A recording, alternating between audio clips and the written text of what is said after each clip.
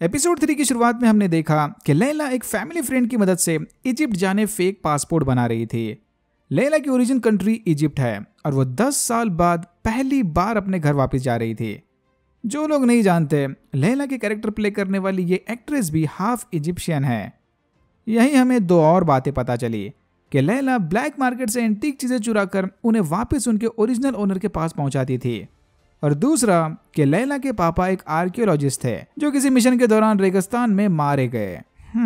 उधर कायरो में Arthur harrow ने उस कैरब कंपस के जरिए अमित की कब्र ढूंढ निकाली।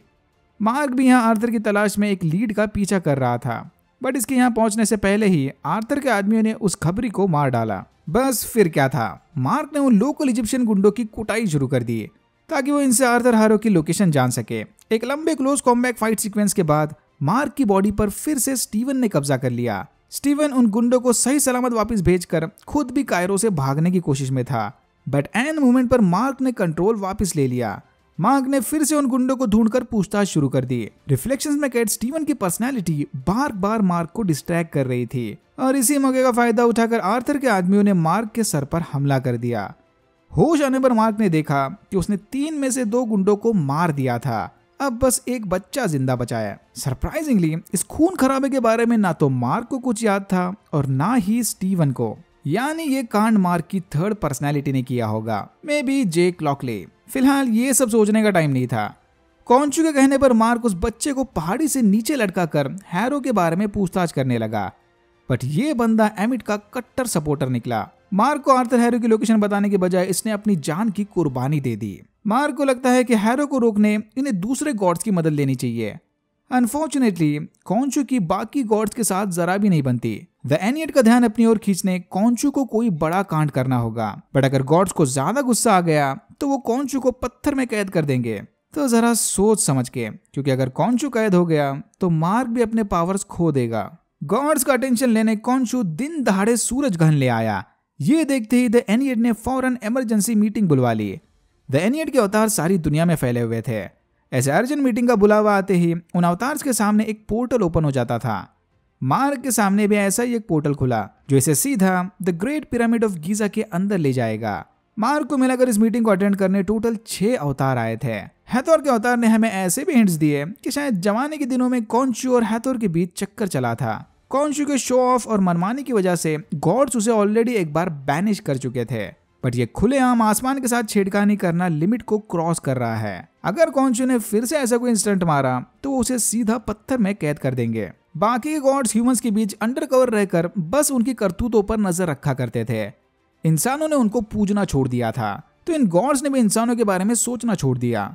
बट कॉन्चू अब तक खुलेआम अपने पावर्स का शो ऑफ करके उसके अवतार के जरिए गुनहगारों को इंसाफ दिला रहा था। एनीवेज, कॉन्चू ने फौरन मार्क की बॉडी हाईजैक करके इन्हें बताया कि उसने ये काम सिर्फ और सिर्फ गॉड्स का अटेंशन पाने के लिए किया था। अगर समय रहते आर्थर हैरो को रोका नहीं गया तो वह एमिट को आजाद करके सारी दुनिया में तबाही मचा देगा। ये सुनते ही गॉड्स ने आर्थर को भी सुनवाई के लिए बुलवा लिया, बट आर्थर ने उल्टा सारा इल्जाम कॉन्चू के ऊपर डाल दिया कि वो नहीं, कॉन्चू अमिट की कब्र को ढूंढ रहा था, और कॉन्चू ने मार्क स्पेक्टर जैसे मेंटल डिसऑर्डर वाले इंसान को अपना अवतार बनाकर उसे यूज किया है। ये सुनते ही गॉड्स ने फौरन मार्क से उसके आइडेंटिटी डिसऑर्डर के प्रॉब्लम के बारे में पूछा। मार्क से कंफर्मेशन मिलते ही सारे गॉड्स आर्थर को बाइज्जत बरी करके वहां से चले गए। इन्हें अब कॉन्चू या मार्क की कोई बात नहीं सुननी थी, लेकिन हैथोर के अवतार को मार्क पर पूरा भरोसा था। जाने से पहले इसने मार्क को बताया कि अगर एमिट की कब्र ढूंढनी है तो पहले इसे सेन्फू का ताबूत ढूंढना होगा। एमिट को कैद करने के बाद सेन्फू ने उसकी कब्र की लोकेशन रिकॉर्ड करके रखी थी।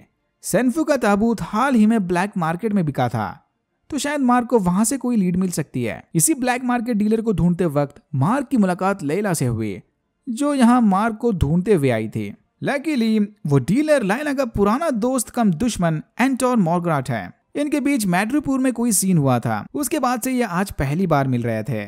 कॉमिक्स में ये मिडनाइट मैन नामी एंटीक थीफ के नाम से जाना जाता था। अनफॉर्चुनेटली एंटोन के कैरेक्टर को प्ले करने वाले एक्टर हाल ही में एक एक्सीडेंट में मारे गए। होपफुली अगले एपिसोड में हमें इसकी मिडनाइट आइडेंटिटी भी देखने मिल जाए। एंटोन मार्क को देखते ही समझ गया था कि इस बंदे में कोई गड़बड़ है। एंटोन ने मार्क का नॉलेज चेक करने उसका एक छोटा सा टेस्ट लिया, जिसमें वो बुरी तरह से फेल हो गया। ये एंशिएंट इजिप्ट वाला ज्ञान सिर्फ स्टीवन को था। लैला को लगता है कि मामला और बिगड़ने से पहले मार्क अपनी बॉडी का कंट्रोल स्टीवन को दे दे, बट मार्क ने इस बात से साफ मना कर दिया। मार्क स्टीवन को बिना कंट्रोल दिए रिफ्लेक्शन के जरिए उसकी मदद लेने लगा। एमिट की लोकेशन ढूंढने इन्हें एक पहेली सुलझानी होगी। लैला को एंटोन का ध्यान भटकाने भेजकर मार्क और स्टीवन सेन्फू की पहेली सुलझाने लग गए। मार्क को ताबूत के साथ छेड़खानी करता देख एंटोन के बॉडीगार्ड ने उसे रोक लिया। बंदूक सामने देखकर मार्क के क्लोज कॉम्बैट स्किल्स ट्रिगर हो गए और उसी के साथ इनकी पोल भी खुल गई। एंटोन के आदमियों ने मार्क और लैला को पकड़ लिया कि तभी वहां पर आर्थर हैरो आ गया। आर्थर ने एंटोन को स्कैरब और छड़ी का डेमो देते हुए कहा कि वो उसे सीधा खजाने तक पहुंचा सकता है। एंटोन को इन दोनों के साथ टाइम वेस्ट करने की कोई जरूरत नहीं। आर्थर ने यहाँ पर लायला के साथ भी माइंड गेम्स खेले। आर्थर ने लैला को बताया कि मार्क उसके पापा के मर्डर के बारे में सब कुछ जानता है। मार्क ही है जो लैला को उसके असली खूनी तक पहुंचने से रोक रहा था, इंडिकेटिंग कि मार्क स्पेक्टर के उस रेगिस्तान वाले मास मर्डर में शायद लैला के पापा भी शामिल थे। कॉमिक्स में यह मास मर्डर राउल बुशमैन ने किया था, बट शो के हिंट्स को देख के लग रहा है कि शायद उस खून खराबे के पीछे मार्क की थर्ड पर्सनैलिटी होगी। बट अगेन एमसीयू के हिसाब से वो कुछ ज्यादा ही डार्क हो जाएगा, तो उसके चांसेस एकदम कम है। इतना बोलकर आर्थर वहां से चला गया। जाने से पहले इसने सेन्फू का ताबूत भी तबाह कर दिया। एंटोन के आदमियों से लैला की जान बचाने मार्क फाइनली मून नाइट बन गया। लड़ाई के बीच एक बार फिर से इसकी पर्सनैलिटी स्वैप हो गई थी, यानी धीरे धीरे मार्क का उसके पर्सनैलिटीज पर से कंट्रोल छूटता जा रहा था। लैला ने अपने मून नेकलेस की मदद से बॉडीगार्ड को मारकर सेन्फू के नोट चुरा लिए। नक्शा मिलते ही ये दोनों वहां से चले गए। इस लड़ाई में एंटोन बुरी तरह से घायल हो गया।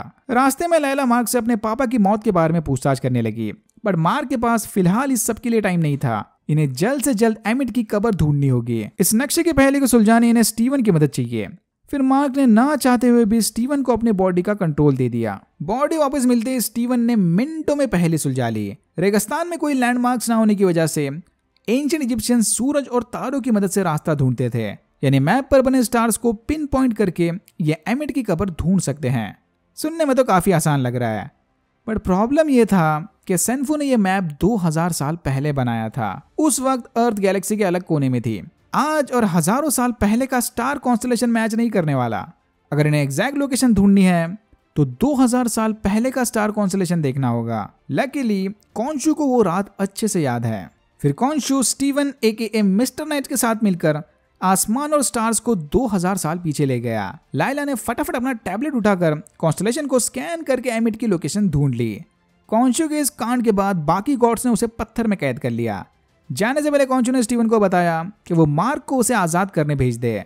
कॉन्शू के कैद होते स्टीवन के पावर्स भी चले गए और वो रेगिस्तान में बेहोश हो गया। आई नो कि ये turning back the night sky दिखने में टाइम ट्रैवल जैसा लग रहा था, बट मुझे नहीं लगता कि कॉन्शू धरती को वाकई में 2000 साल पीछे ले गया, क्योंकि ऐसा करना पूरे एमसीयू टाइमलाइन की बैंड बजा देगा। शायद ये बस कॉन्शू की कोई स्काई मैनिपुलेशन ट्रिक होगी।